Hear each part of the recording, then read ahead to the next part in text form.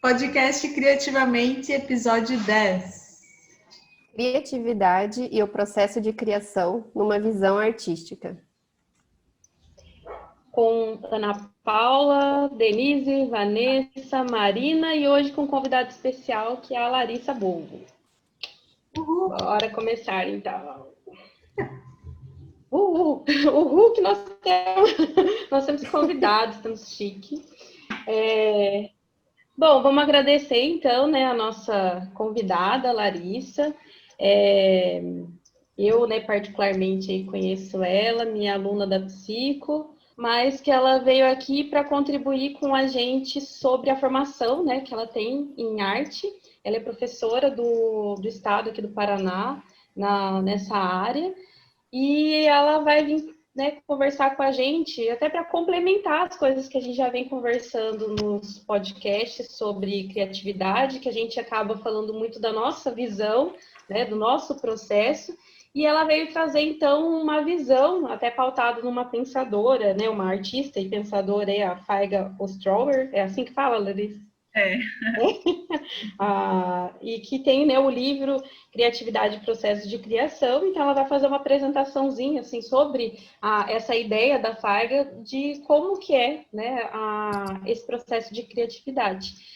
E daí nós vamos conversando sobre, eu acho que vai ser bem legal, bem importante para todas nós, né, para a contribuição de uma visão mais, acho que é uma visão técnica, mas eu acho que a gente, ouvindo, vai ver que o técnico, ele acaba, né, parece que se diluindo, e é onde a gente tem um encontro mesmo, né, com a gente mesmo, que é bem que a gente já vem conversando. Então, Larissa, estamos aí para escutar um pouquinho o que você pode trazer sobre essa sua leitura e compreensão sobre a Faiga, e a gente vai conversando. Oi, pessoal. Eu quero, primeiramente agradecer o convite. É sempre muito bom falar sobre criatividade, sobre os processos de criação. Eu terminei minha faculdade em 2010, mas desde 2008 eu já leciono, educação artística, que agora é arte. E esse livro eu conheci na faculdade e agora eu revisitei para participar, de uma Semana da Criatividade feita pela Duplo Verbo. E eu consegui, assim, enxergar o quanto que a minha ideia sobre criatividade mudou desde eu ter conhecido esse livro e o quanto que a gente pode pensar nesses processos de criação, como uma continuidade. Muitas vezes a gente pensa que criatividade é algo, muito abstrato, muito além da nossa realidade. Não, Todos somos criativos. Lá na introdução do livro, a Faiga já fala, que ela considera a criatividade um potencial inerente ao homem. E a realização desse potencial como uma necessidade. Então, todos temos necessidade de criar.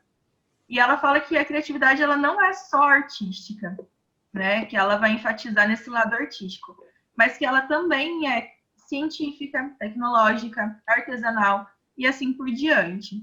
Então, às vezes a gente pensa, a criatividade muito aliada ao fazer artístico, porém ela é muito além, Ela abraça aí todas as áreas do conhecimento. E para Faiga, a natureza criativa do homem, ela se elabora no contexto cultural. E todo indivíduo se desenvolve em uma realidade social. Então, ela enfatiza muito essa questão do cultural. Ela fala de movimentos e períodos, fala sobre a arte nos diversos cantos do mundo. E a gente pode até pensar o quanto que essa realidade social mudou agora em tempos de pandemia, O quanto que a criatividade está aliada aí a redes sociais, as mídias. Então, ela nos provoca essa reflexão. Daí ela fala que esse contexto cultural e essa realidade social vão moldando os valores do homem, Então, o que a gente tem de valor é muito aí atrelado à nossa cultura, ao meio que a gente é pertencente.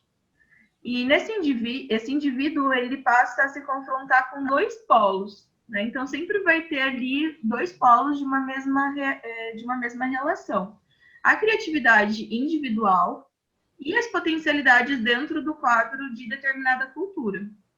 Por isso que sempre que a gente vai falar de arte, né, a gente precisa entender o contexto que ela está inserida, né, em que lugar, em que tempo, né, para daí a gente conseguir entender o processo, né, daquela produção.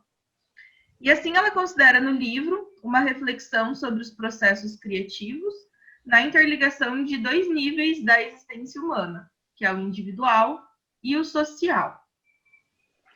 Ela vai abordar 5 capítulos, né, que eu acho que dá para a gente ir falando bem pausadamente, porque de cada um deles dá para a gente, né, fazer inúmeras relações, né? E o capítulo 1, ela vai falar sobre potencial. E ela diz que criar é basicamente formar, é poder dar forma a algo novo. Então, essa criação ela não vem do nada, né? Ela se constrói a partir daquilo que a gente vai ressignificando. E esse novo são as novas coerências que se formam na nossa mente, compreendidas em novos termos. Então, o ato criador, ele abrange a nossa capacidade de compreender, né? Compreender aquilo que a gente está passando individualmente e socialmente, e essa, por sua vez, de relacionar, ordenar, configurar, significar.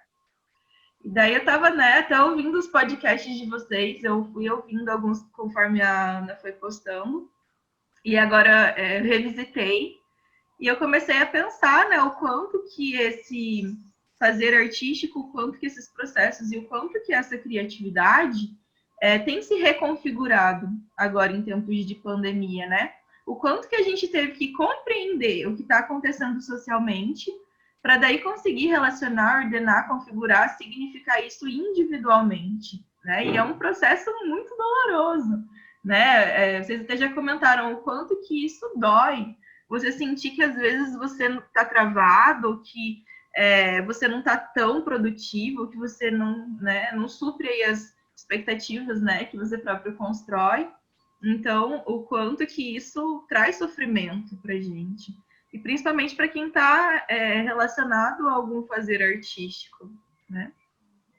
Eu acho que essa questão, assim, tanto do potencial criativo, né, de quem, pensando nesse contexto que a gente está agora, que muita gente está buscando a arte para suportar a situação, né? Então, eu acho, vejo essa questão assim, que tem muita gente que nem sabia, né, que fazia alguma coisa, daí vê uma arte diferente.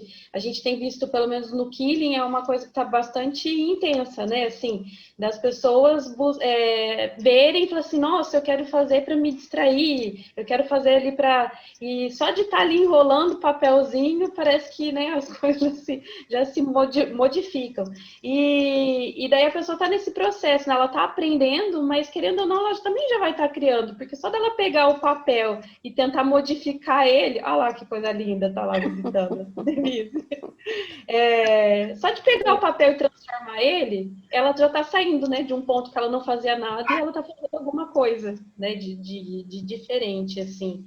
Então, de buscar, a pandemia, ela trouxe isso. Eu acho que várias vezes a Larissa postou no Instagram dela essa questão, né, de que a arte, tipo, a arte salva, né, e que daí é onde você não, agora que você está se tocando que nem, não vai no teatro, não vai no cinema, né, não, e que isso faz falta. E a gente busca, parece que é para se alimentar mesmo, né, então, de alguma coisa para se transformar. E é bastante significativo mesmo. Onde estávamos? Onde paramos? Enquanto estava voltando, até eu estava vendo aqui daí qualquer coisa depois a Larissa retoma. A questão do ato criador, né? Então, que o ato criador ele tem a questão da compreensão, da relação, do reordenar e ressignificar, no caso. Isso. Configurar, né? E significar. Configurar? Eu vou continuar, então, a partir daqui, daí vocês podem comentar, tá? Bom. Bom, então ela diz que ao relacionar os eventos, a gente consegue atribuir um significado. Ao agir, ao imaginar, ao sonhar, sempre o homem relaciona e forma, né? Então a gente está nesse processo o tempo inteirinho. nós nos movemos entre formas. Um ato tão corriqueiro como atravessar a rua é impregnado de formas. Observar as pessoas, as casas, notar a claridade do dia, o calor, os reflexos, cores, sons, cheiros. Tudo isso são formas que as coisas se configuram para nós. E nós nos orientamos de acordo com expectativas, desejos, medos e, sobretudo, com uma atitude do nosso ser mais íntimo, uma ordenação interior. Então, eu acho que isso também mudou muito, né, com questão da pandemia, né, de como a gente olha para esses lugares e para essas cores e para esses cheiros e para esses sons. Né? Esse exemplo que eu acabei de falar é citado, né, pela Feiga, e acho que a gente consegue, né, atribuir isso à nossa vida, principalmente agora, do quanto que a gente mudou, né, nossa capacidade de valorizar isso, né, de valorizar estar nos lugares e valorizar a potencialidade desses lugares, né? Então é muito, muito rico de se pensar como que nem a Ana já citou, como que a arte ganhou força agora, né, em tempos de pandemia, essa necessidade que a gente está tendo de, além de elaborar isso mentalmente, conseguir transpor isso para algo físico, prático, né?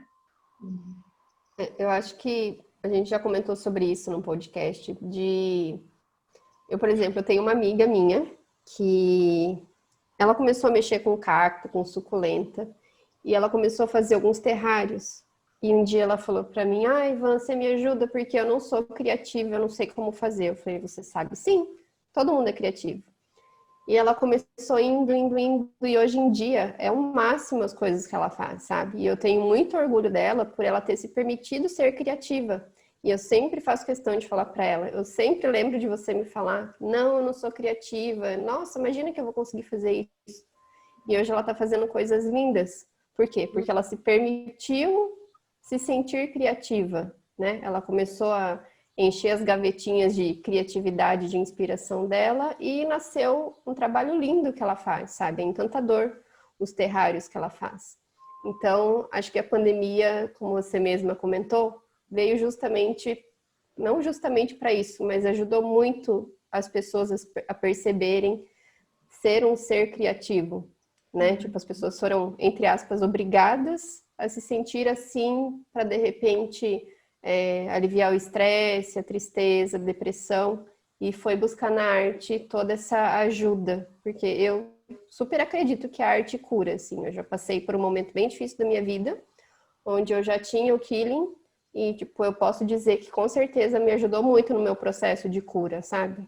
Porque, bom, somos suspeitas para falar sobre isso, né? Mas eu acho muito, muito legal essa visão, assim. Já anotei várias coisinhas aqui, porque é muito interessante. Essa questão da sua amiga, que nem a hora que a gente fala assim, eu não consigo fazer, eu não sei fazer, né? Porque a gente tem medo eu anotei esse negócio do processo, né? Do ato ali, porque aí como a gente fica mesmo assim, a gente se impede, porque ali no começo tem essa ligação com o ato motor, de que você tem que dominar, você tem que fazer um negócio, e daí você tem medo de passar por toda essa elaboração, né? Então, de se reconhecer, de aprender, vamos pensar que nem quem busca muito no artesanato isso, inicialmente, né? Se não foi você que criou aquele artesanato em si, você vai ter que aprender ele, né? Então, você vai ter que aprender a manejar a técnica, o material, então vai sair um pouquinho errado, mas aí depois você já passou dessa etapa, aí vai vir a próxima, e se permitir, né, para esse processo. Eu acho que e para tudo que a gente faz. Ontem mesmo minha sogra estava aprendendo a desossar frango, e para ela, tipo assim, mas será que eu vou conseguir? Não sei o que. E a gente falando, não, mas é que quem ensinou fazia rapidinho, porque já faz muito. E ela estava começando, né? Então, assim, as primeiras vezes realmente dá aquela ansiedade, você fala, ai, não vou conseguir, ai, não vai dar certo, ai, eu não entendo nada disso, ai, não sei o quê, né? Só vem com um monte de ai. E daí depois você mesmo que nem cria seu próprio jeito, né, de fazer aquilo ali, se envolve, já busca outras referências. E daí é onde eu acho que vem esse estado até mesmo de sensação de cura, porque na verdade você se envolveu e se permitiu, né? Então, daí É, deu razão. Você se eu coloca. lembrei de um. Ah, pode Não, falar. eu lembrei do trabalho que eu estava na operadora de turismo há 13 anos atrás, né? Quando eu entrei a primeira semana, gente, era tanta coisa. E eu falei, eu não vou dar conta. Porque era muita coisa, sério, eu anotava tudo assim. Eu falei, gente, eu nunca vou conseguir fazer isso. Depois de um tempo, meu Deus, eu colocava debaixo do braço as coisas que eu tinha para fazer, sabe? Porque era super fácil para mim. Então, todo o processo, eu digo, crescer dói, né? Vocês que são psicólogas, o processo de crescimento dói. Então, o processo de criação, de você aprender, também é um pouco dolorido, querendo ou não, né? Porque muitas vezes a gente tem que colocar o perfeccionismo de lado, né? Você tem que ser humilde para ser um aprendiz, né? E muitas vezes isso pode ser difícil para a pessoa. Então, o processo de criação, ele é muito prazeroso, mas em alguns pontos ele pode ser né, tipo uma agulhinha ali te incomodando. Mas faz parte do processo e é muito legal se permitir passar por esse processo. O que eu ia falar é isso. É que a gente se coloca, o bacana da arte, que quando a gente se permite, a gente faz aquele movimento interno, né? Se colocar em movimento, mexer nas nossas sombras, mexer, né? Que a gente vê onde a gente é mais vulnerável, se permitir esse processo todo faz, né, a gente crescer e trabalhar essas questões que nem falaram do perfeccionismo, né? Eu vejo em muitas alunas assim como se cobra para estar perfeito. Gente, é o processo, assim, né? No início é impossível ficar perfeito, depois de anos também é impossível ficar perfeito. Ainda bem, né? Senão a gente ia parar e falar, nossa, eu sou a perfeição. Exato, Né? a gente segue a frente. Não tenho mais o que fazer. O manual também, né? Porque o manual, ele tem essa questão da imperfeição. Senão seria uma coisa comprada pronta, né? Feita industrialmente. Exatamente. Tem valor, né? Então, é legal esse processo interno que a gente tem ao criar, né? Porque isso vai gerando quando a gente está fazendo um artesanato e ou qualquer tipo de arte, que a gente está 100% presente, a gente começa a perceber padrões que a gente segue, né? Daí tem toda essa parte mais que vocês entendem melhor da psicologia, da nossa mente, dos pensamentos e crenças limitantes, e é legal a gente sempre estar atento, né, para o que vem da nossa mente e trabalhando isso na gente.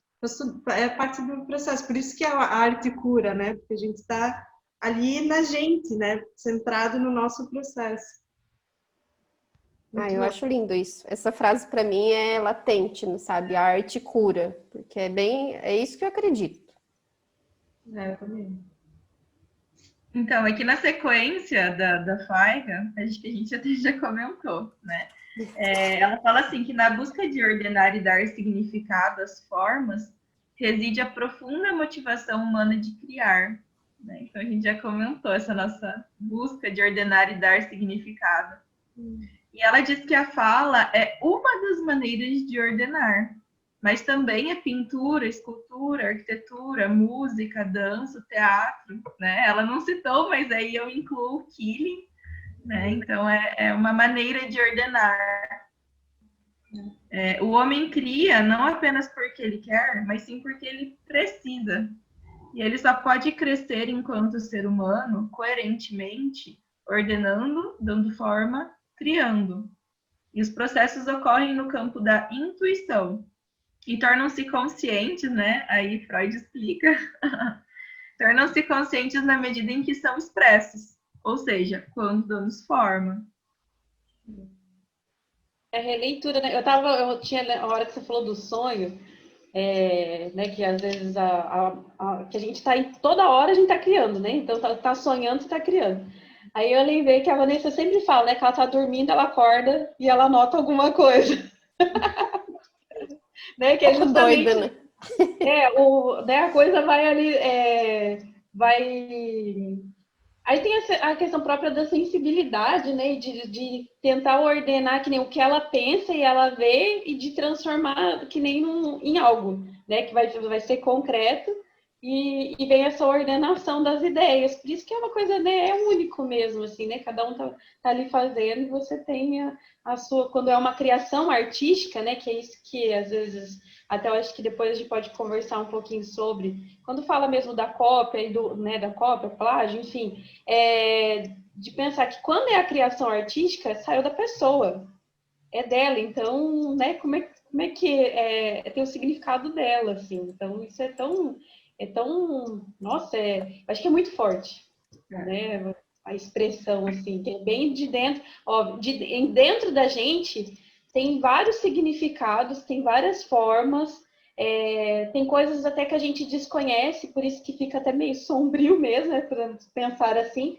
E daí, no fim, você transforma em algo que os outros vão poder tocar, vão ver, vão sentir, né, de alguma forma. E ali está embutido um monte de sentimento, assim, de sensação. Até para você mesma, né? Tipo, você vai decodificando ali no que nem eu sou, nós, eu acho que somos bem visuais, a gente vai, né, decodificando esses sentimentos, às vezes olhando ali que a gente, né, dá o estado, né?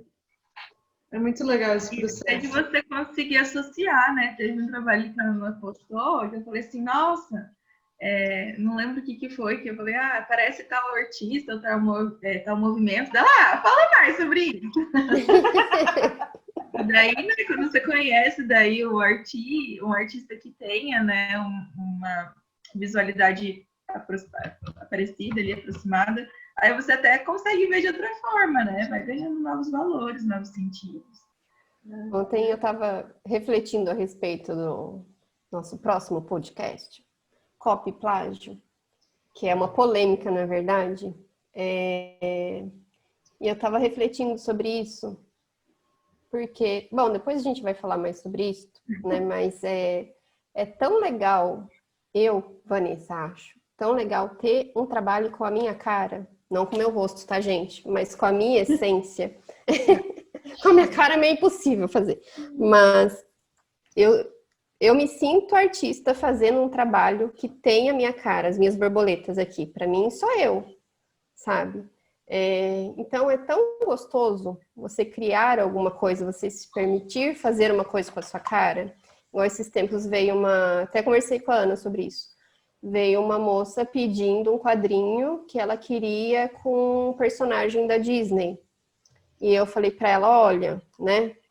Na verdade, primeiro que minha agenda já está fechada. Segundo, que eu não reproduzo nenhum personagem da Disney e expliquei bem por cima para ela, assim. E ela sumiu. Ok, tudo bem. Mas assim, mesmo se fosse legal o uso desses personagens, não sou eu que estou ali, entende? Então, assim, eu não iria criar um quadrinho, eu ia fazer um quadrinho.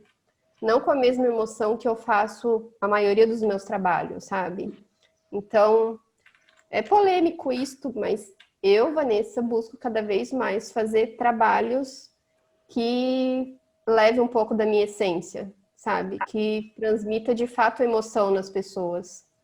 Então, assim, é algo que eu busco fazer, né? Cada uma tem a sua intenção no trabalho do Killing, mas eu busco cada vez mais colocar a minha essência mesmo, colocar de fato da vida nos papéis, sabe? Olhar além daquele, não é só uma borboleta, sabe? Levar uma mensagem além disso. Mas é algo que eu busco fazer e tô querendo fazer. Mas depois a gente vai falar mais sobre isso, nessa polêmica. Podemos continuar? Então, ela fala assim que esse processo de dar forma, ele vai se modificando, se reelaborando. O potencial criador está em constante transformação. O comportamento humano se molda pelos padrões culturais, históricos, do grupo em que ele, indivíduo, nasce e cresce. Ainda vinculado aos mesmos padrões coletivos, ele se desenvolverá enquanto individualidade, com seu modo pessoal de agir, seus sonhos, suas aspirações e suas eventuais realizações. O pintor não imagina em termos de palavras ou pensamentos, ele imagina por meio de imagens. Né? Acho que isso também é muito de vocês, né? Você já imaginar através de imagens. É verdade. Pode partir de ideias a respeito da pintura, ou pode partir de emoções, das quais não tem muitas vezes um conhecimento consciente. Ou ainda pode partir de temas literários, históricos, religiosos, de cenas visuais, como paisagens, figuras humanas, objetos, natureza morta. Então, né, tudo isso vai influenciar a nossa forma individual de perceber as imagens, né, de construir imagens. E a gente pode perceber também isso na história da arte, né? Que em determinados movimentos e períodos, esses temas eles foram, ora se sobressaindo, ora, né, sendo mais ocultados, mas que existe essa alternância, né, de temas e de influências. Então, a imaginação do pintor consiste em ordenar ou pré-ordenar mentalmente certas possibilidades visuais, de concordâncias ou discordâncias de cores, linhas, formas, volumes, espaços, proporções. É gostoso você pensar, né? Também falei do trabalho da Ana esses dias. Nossa, que delícia essas cores juntas, né? Como que combinaram e deram certo.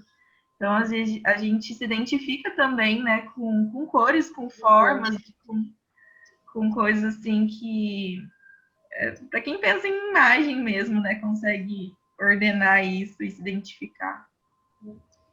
É igual, enquanto você falava, eu lembrei do processo da Vanessa, que ela fala que ela não consegue fazer o quadro enquanto não visualiza.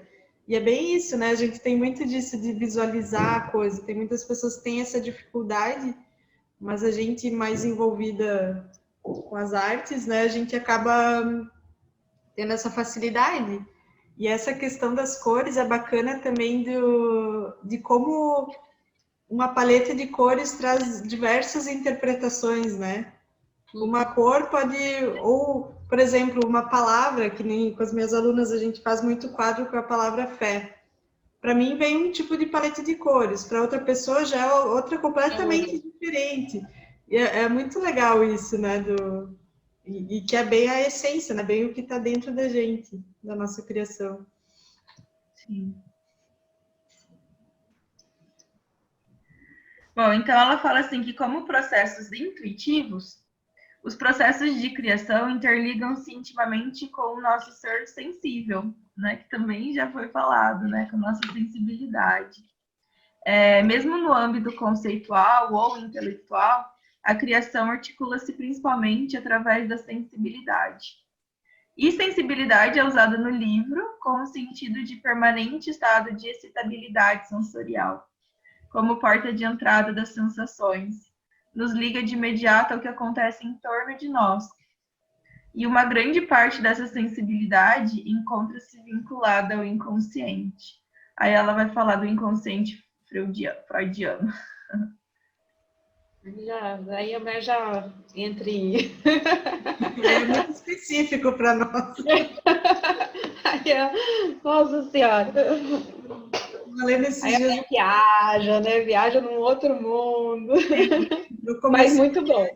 Eu comecei a ler do Jung, do inconsciente coletivo lá, gente, calma. Nossa, mas eu gosto muito disso. O Jung é muito gostoso para ler sobre essas coisas, assim, dessa expressão, assim, ele é bem, eu acho bem significativo, essa visão que ele tem, né, sobre o inconsciente coletivo, sobre o ânimo e o ânimos, né, sombra, enfim, é bem interessante, assim, também. E vinculado com a arte, eu acho que tem bastante sentido. Eu gosto, mas eu gosto eu ainda não consigo Tipo, não me pegou ali o livro, sabe? Eu acho que eu gosto de ler o que as pessoas escrevem sobre. Você pegou o livro dele mesmo. Daí é de novo. Aí é bom ler quando você realmente, depois que você já leu, na verdade, né, um que falou sobre, aí você lê ele, daí você vai entender o que ele está falando. Porque geralmente os outros, quem reescreve, organiza as ideias dos teóricos, né? Que vem escreve, eles vão escrevendo conforme vem na cabeça deles, vamos dizer assim, os livros saem, né? E daí depois vem alguém que pega e organiza. Na verdade, o que ele está colocando lá no livro 10 era que tinha que estar no livro 1, porque ele ressignificou a elaboração da teoria dele. Tô lendo um, Também, quem né? tá escutando. Esse daqui, A Cor no Processo Criativo. Vocês já leram? Não. Eu vi uma vez, eu peguei ele acho que na Curitiba, eu dei uma olhadinha nele. Tipo, eu tô tendo que ler assim bem devagar, porque ele é muito maçante. Acho que é na mesma linha do seu, assim, Denise. Ele é muito teórico, assim. Então eu tô tendo que ir passos de formiguinha, assim, para conseguir organizar as ideias. Tipo, Eu acho que ele traz mais a parte técnica, né, sim. do O que da é arte, né? legal, o que é legal saber também, né? Mas acho que também não tô no meu momento de ler ele, assim, sabe? Acho que eu preciso de uma coisa mais light. Acho que eu vou deixar pro ano que vem. Tem que pensar demais.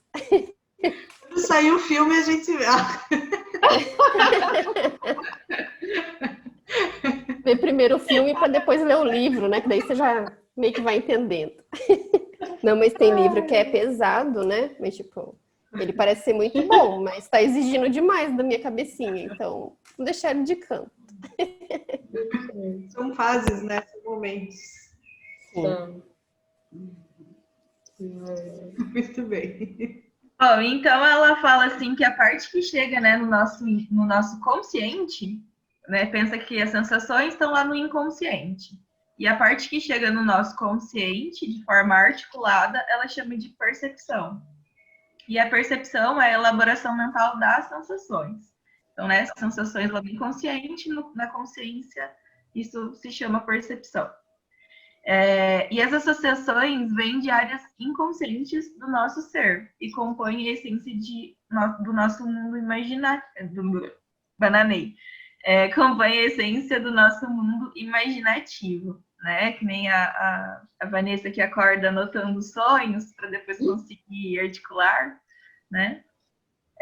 São ressonâncias íntimas de cada um de nós, com experiências anteriores que tivemos, interligam ideias e sentimentos e nos levam para o fundo da fantasia. Então, né, a gente sempre parte, né, de alguma referência. Acredito que no Kirin também deve ser assim, né, que nem nos meus processos, que você usa uma referência, mas aí você começa a juntar organizações mentais que você já tinha e começa a fantasiar e daí surge algo novo, né?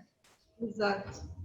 Por isso que é legal pôr em prática. Eu sempre falo para as alunas também que é normal, todo mundo começa meio que reproduzindo a arte de outra pessoa, né? Ou se baseando bastante na arte de outra pessoa. Mas com a prática, com o tempo, esse processo vai acontecendo, né? De a gente se permitir, se colocar ali, de deixar os nossos conhecimentos, né? O que a gente tem dentro da cabeça funcionar, né? É um processo mesmo, né? Não vai ser do nada que vai baixar Um santo ali. vai baixar. Eu sempre lembro de você me corrigindo. Acho que foi um dos primeiros podcasts, né? Que eu falei, não sei o que, e daí vem do nada a ideia. E eu sempre lembro de você, assim, quando vem isso na minha cabeça, sabe?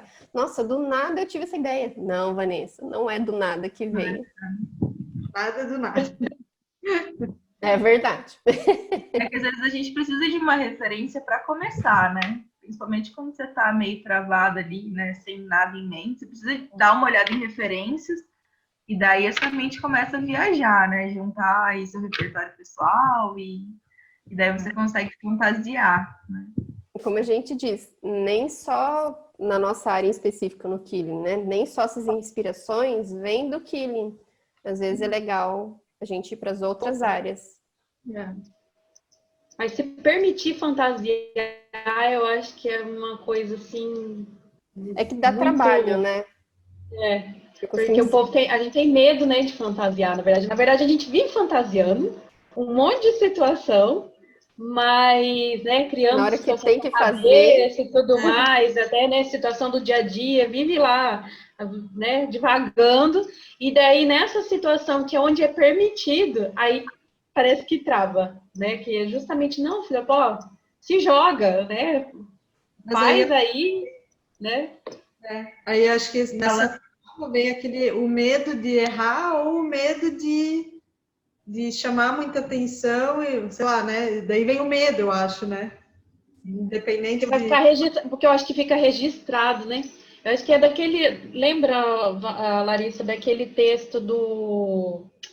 Ah, que eu li, eu acho que você também leu, que era do Freud sobre criatividade, que era, eu acho, do livro 10, que até você tinha ele na edição nova, eu tinha na sim, mais acho que antiga. tem o capítulo do Da Vinci, né?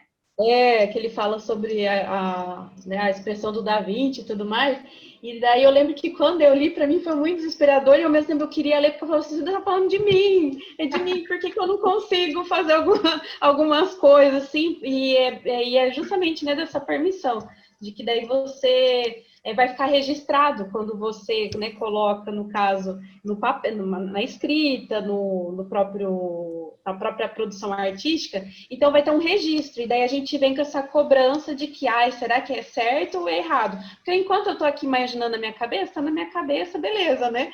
Mas e na hora que vai mesmo ficar? Então, se permitir aquilo e se vir alguma, né, sei lá, alguma crítica, alguém falar qualquer coisa e você se sentir confortável com aquilo, de você confiar, mas isso foi a minha expressão interna mesmo, né? Então cada um vai ter a sua própria visão e não me importar com isso. É um processo que, isso é o doloroso, né? Eu acho que isso que dói. e acho que por estarmos numa rede social hoje, tem muito mais essa cobrança interna, né? De tipo assim, eu tive uma pira e fiz, sei lá, uma calçada em Killing. Tipo, nada a ver o meu exemplo. Aí eu posto, nem minha mãe curtiu o meu trabalho. Por exemplo, sabe? Ninguém curtiu, ninguém comentou, ninguém fez nada. Aí você fala, poxa, ninguém gostou do meu trabalho. Daí você já começa a se questionar e se colocar para baixo.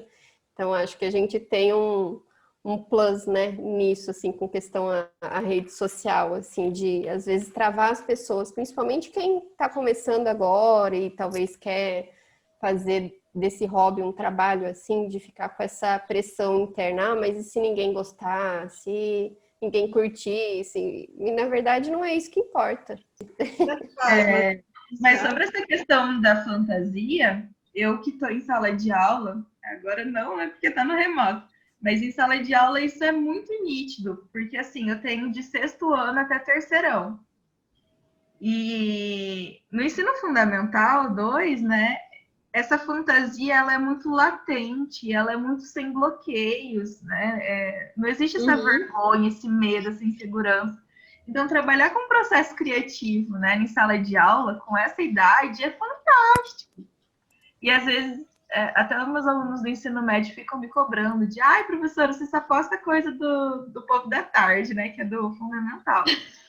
Mas eu percebo assim que quando chega no ensino médio, já vem assim uma carga muito grande de censura, de insegurança, de medo de mostrar, de medo de produzir.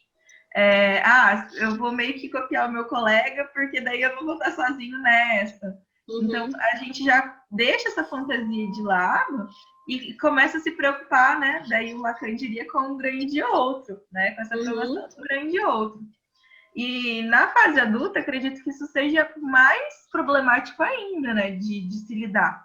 Porque vem essa cobrança mesmo do mundo externo, do que as pessoas vão dizer, as pessoas vão curtir, não vão curtir, né? Então, essa fantasia, acho que ela é muito fácil nos primeiros anos de vida, ou até a chegada do ensino médio, da adolescência. E na fase adulta, ela é muito mais complexa, né? Como continuar fantasiando e sustentando essa fantasia, né? Transformando essa fantasia em algo palpável. Então, Daí o cuidado que eu acho que entra até em, né, outra discussão, cuidado em relação a expressão das crianças para que isso não seja bloqueado, né? Porque existem muitas coisas que a gente precisa bloquear nas crianças por regras, né? A própria censurar algumas coisas erradas, né? A impulsividade e tudo mais. Só que quantas vezes, né, existem aí crianças que são barradas na própria expressão artística, né? Eu acho que eu lembro já de ter, não lembro se comentei aqui com as meninas, mas eu acho que na turma da Larissa já falei, em algumas turmas também. Eu sempre lembro de um menino que quando ele foi desenhar o bendito do céu e que ele pintou o céu de todas as cores, né? Eu falei sim aqui. E daí, eu falei assim, gente, olha o que fizeram com o moleque, a sensibilidade que ele tinha, né? E dele querer expressar o que ele gostava de ver durante o dia, que era o céu da tarde, que tem todas as cores e com uma organização. Eu lembro que era muito bonito. Mas aí, assim, eu lembro que até o jeito que ele pintou, não era uma coisa assim coordenada, né, de ficar tudo preenchidinho. Era rabisco, assim, só que ele fazia todo o degradê da cor com os rabiscos, então foi a expressão dele.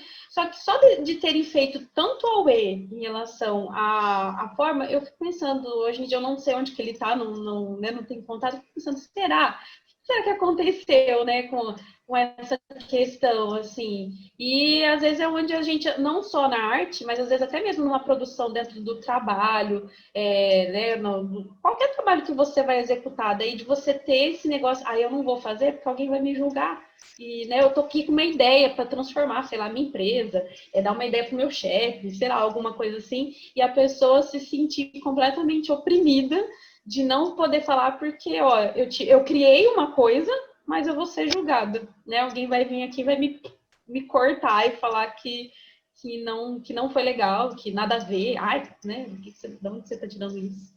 Então, daí os adolescentes, por exemplo, já realmente sofrem mais, né? Porque a gente já fez bastante isso com eles. Essa foda, né? Então, lá no finalzinho do primeiro capítulo, ela fala assim que a criatividade implica em uma força crescente, né? Que a gente está acabando de fazer, alimentando essa força, que se reabastece nos próprios processos que se realiza. Usamos aqui o termo tensão psíquica, como uma pulsão de renovação constante do potencial criador. Ela faz um elo ali entre arte e psicologia, né? Especificamente a psicanálise, que dela até usa termos e ela vai aí no final falar sobre o processo de sublimação. Então, ela fala que na teoria psicanalítica, a agressividade é mola motriz dos processos criativos. E a agressividade representaria um potencial energético presente nos impulsos instintivos. E essa energia, quando canalizada para fins construtivos, através de processos de sublimação, forneceria o potencial criador. Né? Então, essa pulsão, essa tensão psíquica que existe dentro de nós, quando canalizada para a produção artística, né, ela é chamada de sublimação. A gente consegue, né, transpor essa pulsão em algo concreto de criação.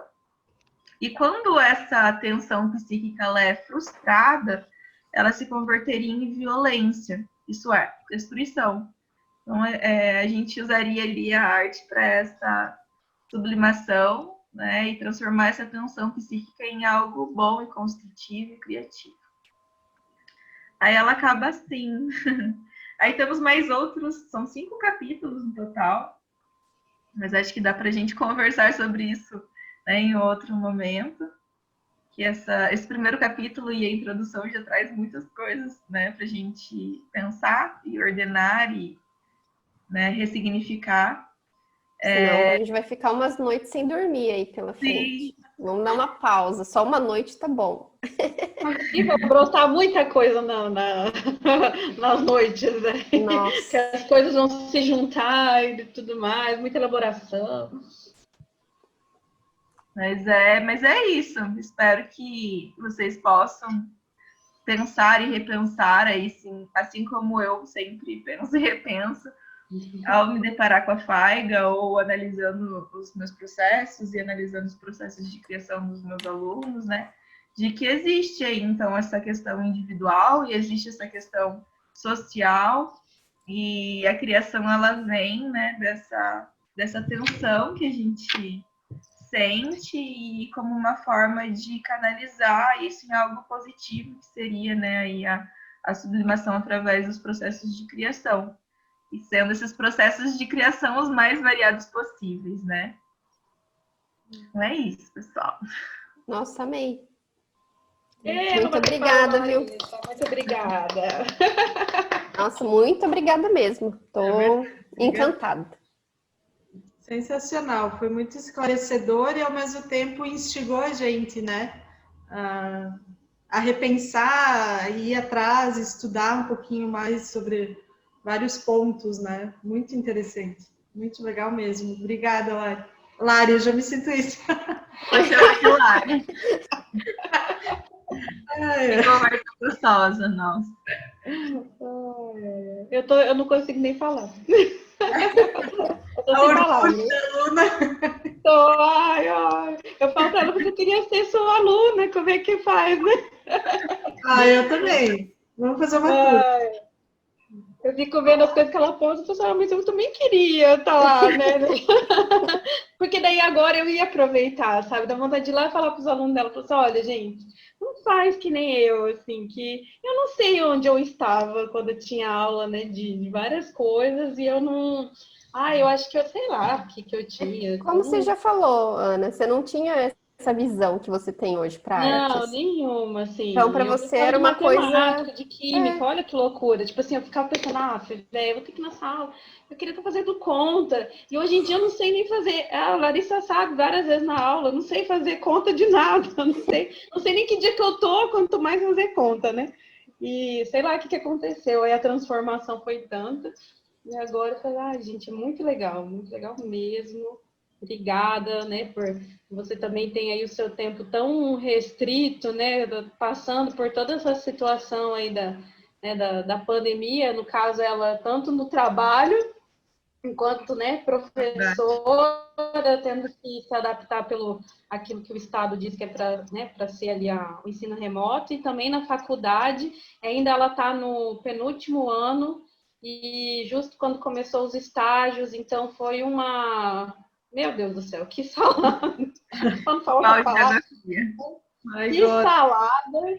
Então, de você, né, nesse seu tempo aí, da sua vida e tudo mais, se dispor a vir conversar com a gente. E até também, eu espero que para você também tenha sido, né, um momento aí de distração também, porque... Para mim é muito prazeroso conversar sobre aquilo que eu gosto com pessoas que se identificam, né? Então, para mim é muito prazeroso, é motivador, até para eu realizar as coisas que são obrigação, né?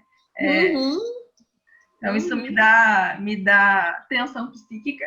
Isso dá motivação para fazer as coisas que às vezes não são tão legais assim, né? Então, você já está convocada para os próximos, hein? Não é nem convidada, é convocada. Então, vamos falar dos outros capítulos, que tem mais coisa interessante. Legal. E nós já estamos né, antes da gente começar, nós estávamos na Amazon fazendo compras. Agora ferrou de vez. Comprem Faiga. Vamos comprar a Faiga também para a gente ler ela. Né? Eu até lembra que eu passei para as meninas aquele Instagram do IABC? IBCA, sei lá como é, que eles estavam fazendo uma exposição cultural dela, uma exposição online dela. É verdade. Né? Daí lá e fala assim, que ela trabalhou com estilogravura, né? Sim. Nossa, eu tenho visto tanto esse negócio desse tal de estilogravura aí. Estilogravura é a gravura feita em madeira. Aí a litogravura é a gravura feita em metal, né? E a gravura em si é aquela técnica de ter uma base que você vai fazer alto ou baixo relevo e vai com essa tinta para imprimir várias cópias. Ela foi gravadora, pintora, desenhista, ilustradora, teórica da arte e professora. Vixe, Maria. Nossa. Ela era brasileira? Ela nasceu na Polônia e veio para o Brasil. Legal, né? Porque daí ela é até assim, porque às vezes a gente também acaba buscando muita referência de artista que é de fora, né? E no caso, ela estava aqui, a própria construção dela foi aqui no Brasil, né? Mesmo que ela tenha Ela nascido. desenvolveu e morreu aqui. Morreu no Rio de Janeiro, acho que 2000 ou 2010. Mas é algo assim. A biografia dela. É legal. Um que eu tenho visto muito isso, que é aquele canal, acho que é daquele Arte 1. Não sei se é no Arte 1 ou num outro que às vezes passa. O Cult, não, é o Cult? O Cult tem bastante coisa também. É, que às vezes sábado de manhã, domingo de manhã, assim, passa umas coisas bem legal. E daí eu tava vendo que os últimos programas tava mostrando muito artista que tava com esse negócio de estilo gravura aí. Ah, mas que coisa é essa, será? O que está acontecendo que o povo tá com esse... É a gravura na madeira. Lá É aquele que faz assim, tipo uma tela e daí o... Ah, que nem o GNT, eu acho que tem uma propaganda do GNT que eles fazem assim, tem como se fosse uma tela com uma peneira, daí eles põem uma tinta e passam um negócio assim para deixar bem rente. Aí tira aquela matriz. E daí é o processo... Ah, esqueci o nome, que é usado para estampa de camiseta também, né? Serigrafia, não é? Serigrafia, isso. Ah, então tá, porque daí eu tava me confundindo, eu acho, com algumas coisas.